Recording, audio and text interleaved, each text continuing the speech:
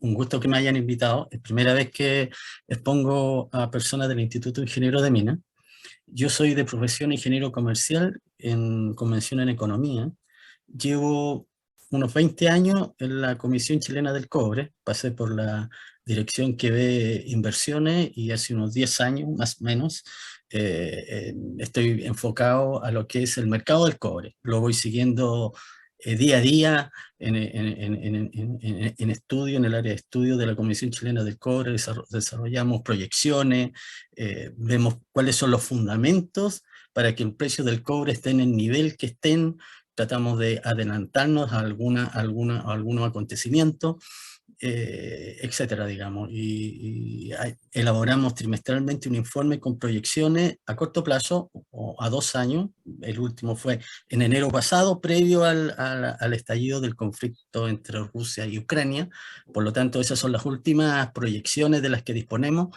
Una nueva actualización la vamos a preparar en el transcurso de este mes y probablemente los primeros 15 días del mes de abril. Vamos a tener un nuevo reporte con la información del momento y con las expectativas del momento sobre una nueva proyección de precios para este año y de producción y para el próximo año. Yo he preparado una pequeña presentación para que sirva como introducción a una conversación más amplia después que la termina, digamos, resaltando los puntos que en este momento vemos que están condicionando la evolución de la producción y precio del cobre. La presentación que voy a hacer también habla de que los acontecimientos están a porta, ocurriendo y cambiando constantemente. Por lo tanto, no es posible hacer una proyección tan fina como en una situación donde los mercados son más estables. A ver, sí, perfecto. yo le cambié un poco el título a la presentación. Hablábamos del mercado del cobre de corto y mediano plazo. Lo cambié porque las proyecciones a mediano plazo, a 4 o 5 años, dependiendo de la evolución de los acontecimientos en Europa, podría sufrir cambios relevantes. Así que me voy a centrar en un periodo más corto, este año y el año 2023. A ver, y he identificado cinco eventos que están condicionando la evolución del precio del cobre y en algunos metales. Esto no quiere decir que sean exclusivamente estos 5 eventos, digamos, pero estos me parecen a mí que son los principales y que los que van a mover el mercado en los próximos meses y en el año 2023. Bueno, uno, el más relevante y el que ha producido un quiebre en la tendencia, de hecho la ha potenciado, venía el cobre con un precio que venía ascendiendo durante todo el año 2021, y esto produce un quiebre, eleva la incertidumbre global respecto del futuro y por lo tanto los precios de los commodities en general ha tendido a aumentar. Y han aumentado más el precio de los commodities donde Rusia es un productor relevante. En el caso del cobre es como el séptimo, está en el séptimo lugar del ranking de producción mundial, representa más o menos un 4% de la producción mundial, pero hay en otros commodities que son relevantes incluso para el cobre, en que es el segundo productor mundial. Este en el caso del petróleo, el caso del gas natural, el caso de otros metales, digamos. Y eso tiene un impacto indirecto sobre el consumo de cobre global, porque el cobre global generalmente no se ocupa solo, digamos. Está inserto en un contexto de desarrollo económico de los países y por lo tanto va a tener una repercusión importante el precio, principalmente del petróleo, en las tasas de crecimiento de los países europeos, principalmente en esos países. Bueno, y eso va a afectar la demanda en definitiva de cobre. El primer evento, como le dije, el conflicto entre Rusia y Ucrania, es un conflicto que está en desarrollo. En este momento uno podría decir que está como en una especie de estabilidad. Se sabe muy bien lo que podría pasar esta semana, la próxima semana, pero ya más allá de eso podría derivar en algo que ni siquiera podemos anticipar aquí, digamos. Por lo tanto, es un conflicto que está condicionando la expectativa en el precio de los metales o de los activos de renta variable. Las expectativas son fundamentales. Si se da lo que los agentes económicos piensan que debería ocurrir en el conflicto ruso-ucraniano, tal vez el precio del cobre comience a estabilizarse. Pero si Rusia toma acciones impensadas para el resto del mundo, la evolución de precios va a ir con tendencia al alza. Lo otro es que pilla este evento del mercado del cobre, pilla al mercado de los metales en general con una economía china, que es la principal demandante de metales del mundo, en desaceleración. El año pasado la economía del país asiático creció un 8,1%. Para este año, la meta oficial del gobierno chino es de 5,5 y algunos piensan que por la crisis en Europa podría ser incluso menor a un 5,1. Obviamente eso repercute en la demanda de cobre, porque si la economía china crece menos, también es muy probable que el gasto del consumidor crezca menos. Y el gasto del consumidor es un componente importante en la demanda de bienes industriales. Autos, productos eléctricos, computacionales, etc. Entonces uno debería esperar que la demanda de cobre de China se modere. Pero a su vez, el conflicto en Europa, y dada la situación muy de estrechez de ofertas de cobre, hace que algunos países se preparen y podrían comenzar a acumular inventario. Entonces, estas son fuerzas que se están contraponiendo, y vamos a ver a fin de mes, cuando aparezcan los datos, o en abril, cuando ya se tenga más claridad, qué es lo que está predominando en el mercado del cobre. Si la oferta comienza a ser muy restrictiva, o si la demanda empieza a retroceder. O si, por el contrario, la demanda de cobre tiene un componente de acumulación de inventario que empieza a predominar. Es muy pronto para tener una conclusión definitiva respecto de este tema. Y como les decía, el crecimiento económico de China, el principal consumidor del mundo, viene desacelerando. No hay otro que pueda sustituir el tamaño del mercado que tiene China en el corto plazo, en este año o el próximo año. Por lo tanto, es un mercado que hay que seguir.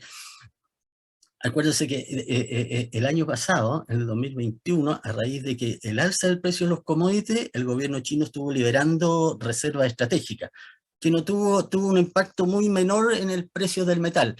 Pero si el precio del cobre continúa subiendo, quién sabe si este año podría hacer lo mismo.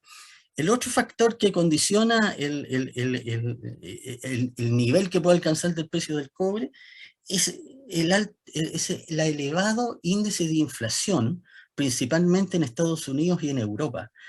En febrero, la inflación acumulada a febrero en los Estados Unidos anual alcanzó 7,9%, lo que es el más alto índice de inflación en los últimos 40 años. Y nos está dando signo de que este índice de inflación esté desacelerando. Por el contrario, con la situación nuevamente de Ucrania y el alza del precio de los combustibles y el petróleo y los commodities mineros, es posible que la inflación se acelere.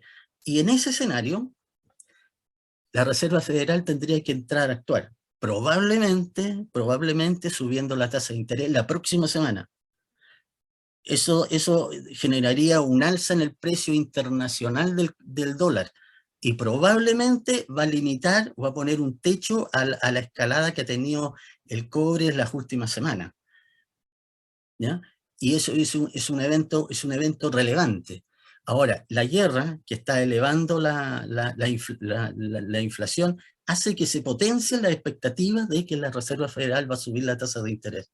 Y eso va a tener un impacto de reducir las tasas de crecimiento, no solo en los Estados Unidos, sino también en Europa y en el resto de los países del mundo. Y cuando las tasas de crecimiento se reducen, bueno, también afecta la demanda de todo tipo de metales, ¿ya?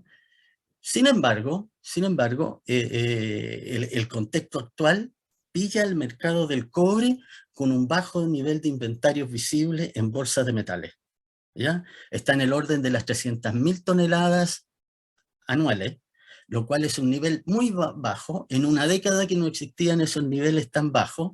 No obstante que existen otros inventarios que están fuera de bolsa, en compañías manufactureras, en el propio gobierno chino a través de la acumulación de reservas estratégicas, que son muy importantes, 5 o 6 veces lo que está en bolsa, pero información sobre eso se tiene muy poca. Estas entidades, sobre todo en los países asiáticos, son muy opacas respecto de la información, respecto a los volúmenes reales que tienen de stock de cobre.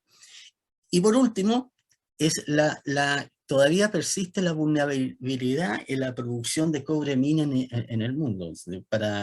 Solamente por una muestra de ello, es la producción de cobre mina durante enero en Chile, que cayó a una tasa anualizada de 7%.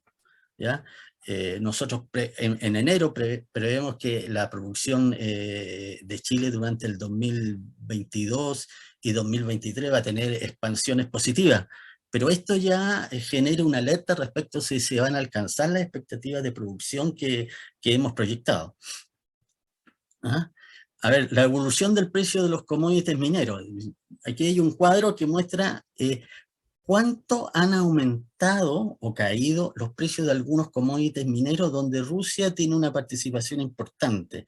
Y esta caída es entre enero y el 10 de marzo del presente año comparado con el mismo periodo del año 2021. Y uno ve que el estaño se ha disparado, el estaño, el petróleo, BTI, el aluminio, níquel, zinc, el cobre, el plomo, y ha caído solamente la plata y el hierro. El hierro en caso particular porque en el año 2021 a raíz del colapso de un tranque de relave en Brasil, la compañía operadora había dejado de producir, bueno, y durante el año se recuperó, volvió a los mercados y el precio cayó.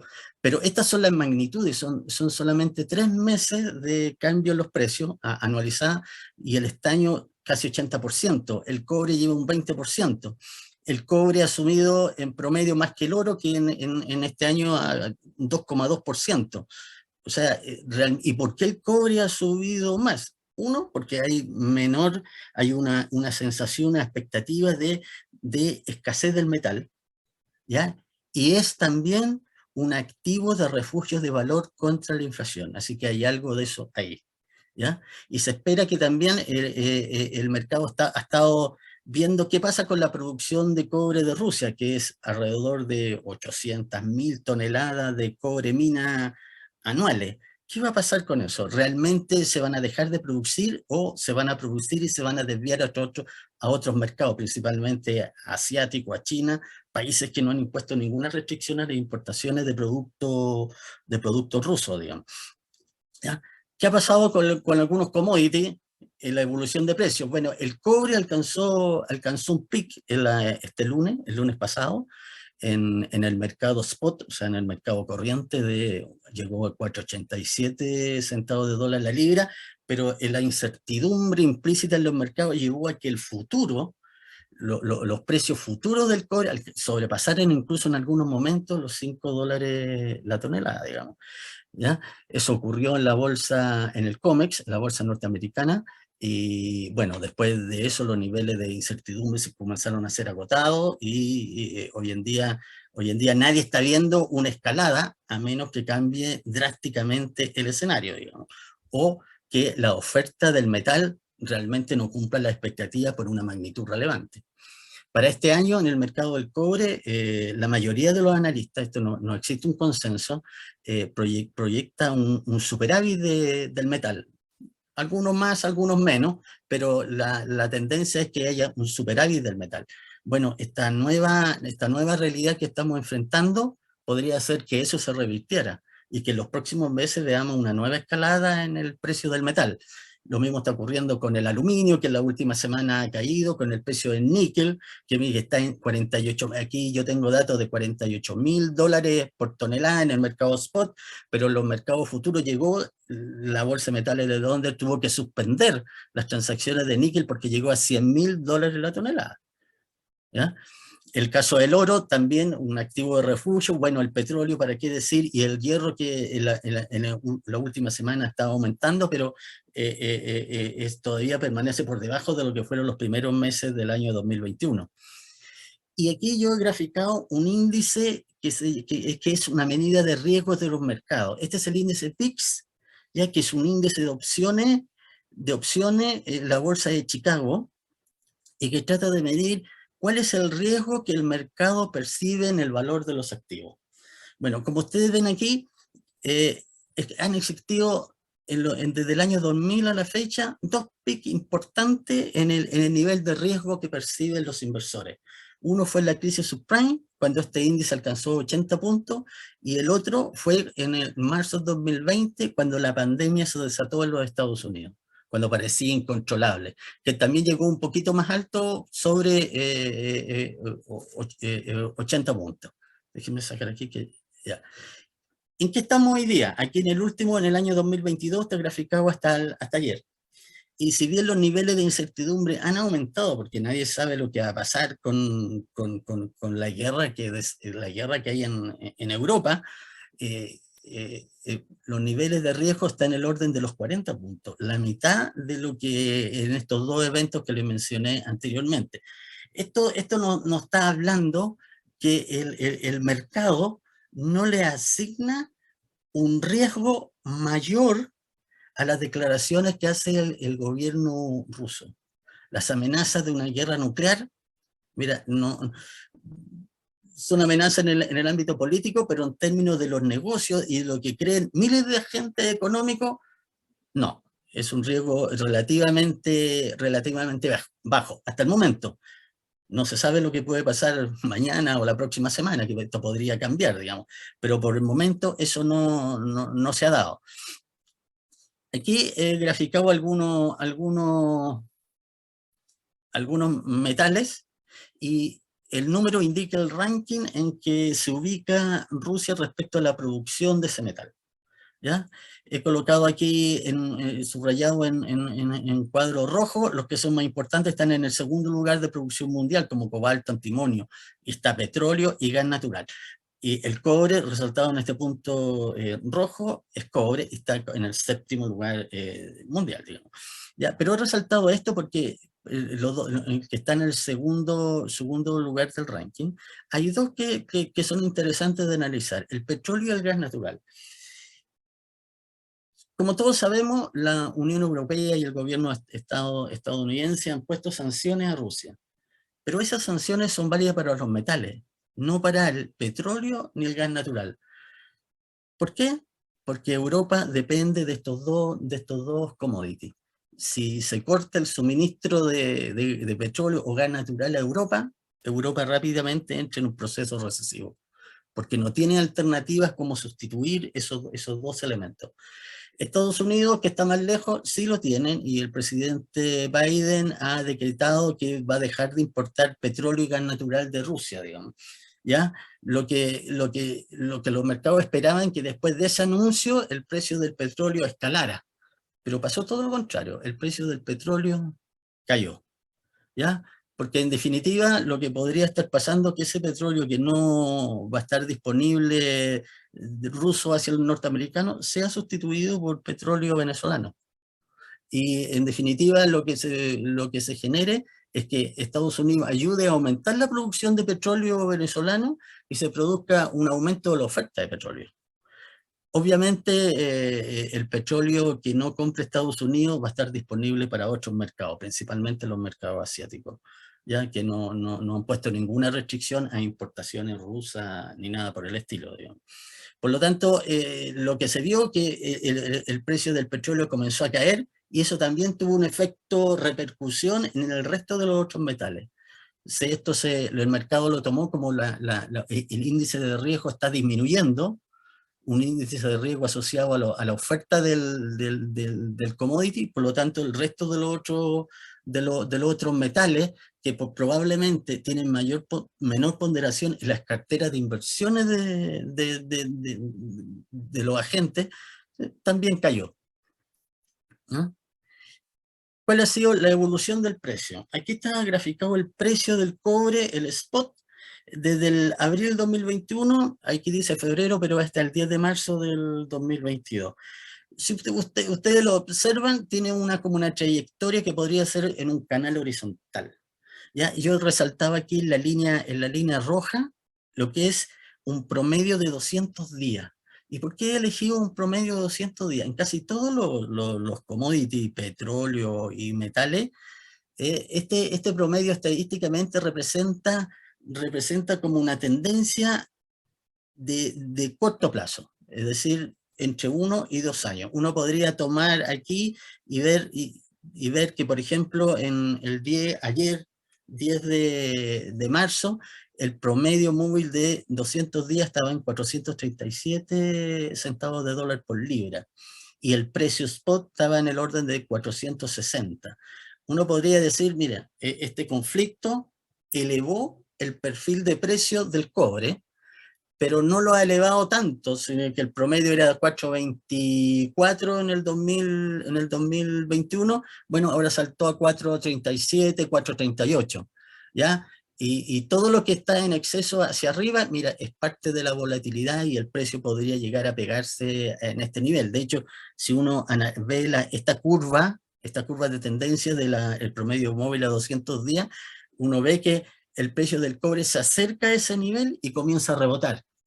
Y eso en agosto del 2021, en octubre del 2021, en diciembre del 2021 había más riesgo, pasó hacia abajo, pero rápidamente recuperó y empezó a rebotar sobre ese nivel. Es posible que este sea un nivel, una trayectoria más estable para los próximos 2 años, ¿ya? Pero como es un promedio móvil, va evolucionando día a día y en este momento está con una suave tendencia al alza. El otro promedio que ya de más corto plazo es el promedio móvil de 50 días, y ayer estuvo en 450 dólares, perdón, 450 centavos por dólar por libra, y el precio spot aún se encuentra por sobre ese. Es probable que si la situación no empeora de manera significativa, veamos que el precio spot se empieza a acercar a ese nivel. Si la situación se desboca, digamos, y hay una verdadera arrasa Rusia con Ucrania y se percibe como que hay un exagerado nivel de mortandad, bueno, estos metales y las sanciones van a aumentar considerablemente y el precio podría volver a escalar, digamos, ¿ya? Y esto refleja, esta es una evolución de los inventarios de cobre en bolsa, está desde enero del 2020 hasta marzo del 2022, esta es la superficie churada en gris. Uno ve cuál ha sido el comportamiento de estos inventarios en bolsa y ve en este periodo los actuales son casi los menores de este tramo, pero en las últimas semanas ha comenzado a aumentar. Sin embargo, hoy día aparecieron los stocks en la bolsa de Shanghái, que aparecen solo una vez a la semana, el día jueves, ¿ya? Y uno vio que hoy día cayeron en algo así como 7.000 toneladas.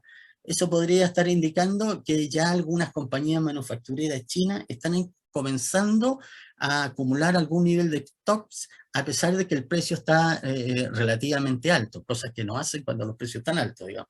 Pero dadas las circunstancias y dado el escenario de incertidumbre, podría ser beneficioso para las compañías disponer hoy día, tener los stocks de cobre, versus no disponerlo en unas 2 o 3 semanas más, ¿ya? Si uno hace cuáles son los niveles de stock al final de cada año, o sea, el 31 de diciembre de fines de cada año y el 10 de marzo del año 2022, ve que el inventario actual en bolsa de metales es el menor desde el año 2005. Por lo tanto, esto es una presión al alza para el precio del metal.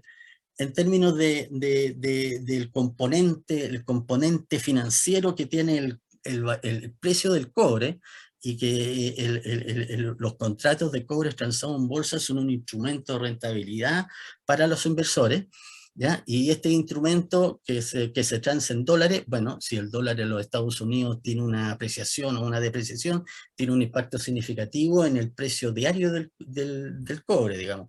Pero a raíz de este componente de incertidumbre, casi todas las relaciones conceptuales que deberían existir entre distintas variables económicas comienza a flaquear. Una de estas que ha flaqueado en el último tiempo es la relación inversa que debería darse entre el precio del cobre y el valor del dólar index en Estados Unidos. Como ustedes ven, a partir de enero, esta relación empieza a ser de una manera más confusa que en periodos anteriores. Y eso es justamente el nivel de incertidumbre. Ya el inversionista en el commodity cobre ya empieza a apostar por una escasez y una escalada en el precio, digamos, independiente, independiente de la evolución que tenga el precio del dólar. ¿Ya? Aquí destaco un indicador que se llama la evolución de la producción industrial de los principales demandantes de cobre. Y los principales yo los agrupo en la eurozona, China y los Estados Unidos. Dejo fuera Japón, que es importante, pero solo sus volúmenes son muy menores respecto a estos países. Y uno observa que independiente del bloque o del país de que uno hable, se empiezan las tasas de crecimiento de la producción industrial que están altamente correlacionadas con el nivel del precio del cobre, comienzan a atenuarse. ¿Ya? Y aquí están graficados hasta fines de enero, hasta enero del 2022, y uno ve que hay una atenuación en las tasas de producciones industriales. Por lo tanto, uno debería ver también una atenuación en las tasas de demanda y consumo global de cobre. Recordemos que el año 2021 fue un año de alto crecimiento mundial. Incluso el crecimiento a nivel global del PIB mundial superó el nivel previo a la crisis COVID-19, digamos. O sea, recuperó con creces las tasas de crecimiento. Sin embargo, para este año ya el Fondo Monetario Internacional, el Banco Mundial proyectan una atenuación importante en las tasas de crecimiento, o sea, de Europa y los Estados Unidos.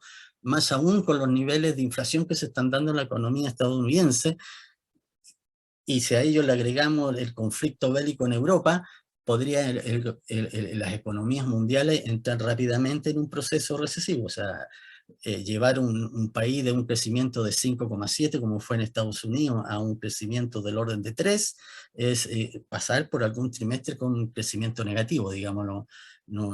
Pero ello depende también cómo actúe la Reserva Federal. ¿Ya? Por lo tanto, para este año se esperaba, antes de la crisis en Europa, que las tasas de crecimiento del consumo comenzaran a atenuarse. Este es un índice que se llama, que son los índices gerentes de compra, ¿ya? Y que lo elabora una empresa privada en el mundo que se llama Caixin, ¿ah? Y que consiste básicamente en encuestar a los manufactureros en distintos países del mundo y preguntarle cuántas órdenes de compra tienen de aquí hacia el futuro. Lo estandarizan, lo convierten en un índice, y si ese índice está por sobre los 50 puntos, indican que la industria manufacturera se está expandiendo en ese país o se está contrayendo. Y lo que se observa, lo que se ha observado hasta la fecha, es que, por ejemplo, en el caso de China, la industria manufacturera, y que es fuertemente demandante de metales, y entre ellos el cobre, esta es la producción mundial de cobre mina. Está mal el título que dice demanda mundial. ¿Ya? Es la oferta mundial de cobre mina. Está Chile en el año 2021 proyectábamos en enero, cuando todavía no sabíamos el dato incluso ni de noviembre ni de diciembre, proyectamos una caída de 1,6, en realidad fue 1,9. Pero para el año 2022 y 2023 proyectamos crecimiento mayores, digamos. En particular, el año 2022, un crecimiento de 2,6, pero ya nos quebró la expectativa el resultado de enero a enero, que fue una caída de 7% anualizada, digamos. Esto probablemente lo vamos a revisar ahora a fines de marzo, principios de abril, para tener una nueva proyección. En Perú, el año pasado proyectábamos un crecimiento 9,7, pero fue el orden de 6 y tanto. Entonces, esto también está un poco sobreestimado, era la información que se tenía hasta este momento. Así todo, para el mundo en el 2021, el crecimiento de la producción de cobre 2,6, que es equivalente a casi 540.000 toneladas. Para el año 2022, un crecimiento mayor en la producción mundial, casi 860.000 toneladas, pero esto va a tener que ser revisado. Aquí está Rusia con 9,5, con 970.000 toneladas. Bueno, eso vamos a tener que revisarlo porque probablemente va a llegar a un nivel muy inferior al que tuvo el año 2021, y ahí también va a impactar el año 2022. En términos de demanda de cobre, en 2021, preliminarmente nosotros proyectamos que China iba a crecer la demanda en un 2% y se iba a situar del orden de 13.700.000 toneladas. Para el año 2022 proyectamos un 1%, pero justamente lo que está aconteciendo en Europa puede hacer que se acumule un inventario y por lo tanto la demanda para inventario podría aumentar esta tasa de 1%. Para el año 2023 también proyectábamos una tasa de 0,8 con equivalente a 110.000 toneladas. En general, el mundo, el 2021 habría crecido un 3,4 y para el 2022 se esperaba una atenuación, un 2,1 y más o menos la misma cifra para el año 2023. Obviamente, el panorama que se ha generado en el mundo puede cambiar esto, no solamente para el cobre, sino para el resto de los metales. Y ya, esta es Bien. una tabla que muestra, me están escuchando, ¿verdad? Que muestra el balance mundial del mercado del cobre, datos preliminares del 2021, por eso lleva una P, y proyectado hasta el 2023. ¿Ya? Y lo que dice esto es si la producción mundial de cobre refinado va a generar, es superavitaria, está por sobre la demanda, por bajo la demanda. ¿Ya? En el año 2021 se produjo un déficit de cobre de 117.000 toneladas. En el 2022 el déficit se reduce a 31.000 y en el 2023 vemos un déficit, un superávit de 200.000 toneladas. ¿Ya? Y esto lo que nos dice, al menos en este periodo, es que el precio del metal va a permanecer alto. ¿Ya? Porque estos déficits o estos superávit 1%. prácticamente representan menos de dos días de consumo global. Por lo tanto, es un mercado en equilibrio y cualquier cosa, ya sea un choque de oferta, que haya una paralización de una faena en un país importante productor como Perú o Chile, va a implicar que el precio del cobre inmediatamente va a escalar a un nivel superior. ¿Ya? La demanda igual, por mucho que esté restringida, la demanda, por mucho que caiga la demanda este año, producto, por ejemplo, de Europa, que va a entrar en un ciclo más recesivo, con menor crecimiento, o China también con menor crecimiento que la proyectada por el gobierno, la demanda va a seguir siendo importante y va a permitir sostener los altos niveles de precios del cobre.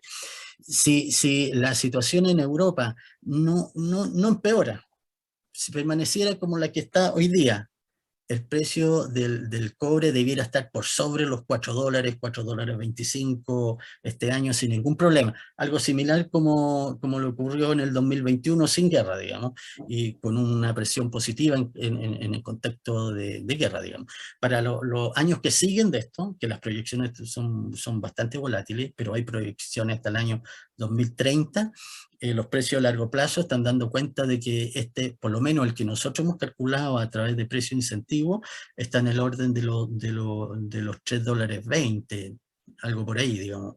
$3.20, sí, de largo plazo, es un precio que va desde 5 años hacia el futuro. Y por lo tanto, este precio, que es un promedio, está indicando que van a haber periodos con precios mucho mayores que eso. De hecho, algunas consultoras proyectan precios que son mucho mayores, digamos. JP Morgan proyectaba la semana pasada un precio que se acercaba a promedio $5. Yo creo que todavía el mercado no está para aseverar o darle una ponderación muy alta a ese valor, pero las cosas van para esa situación. Y eso es lo que les quería presentar. Espero que se haya escuchado.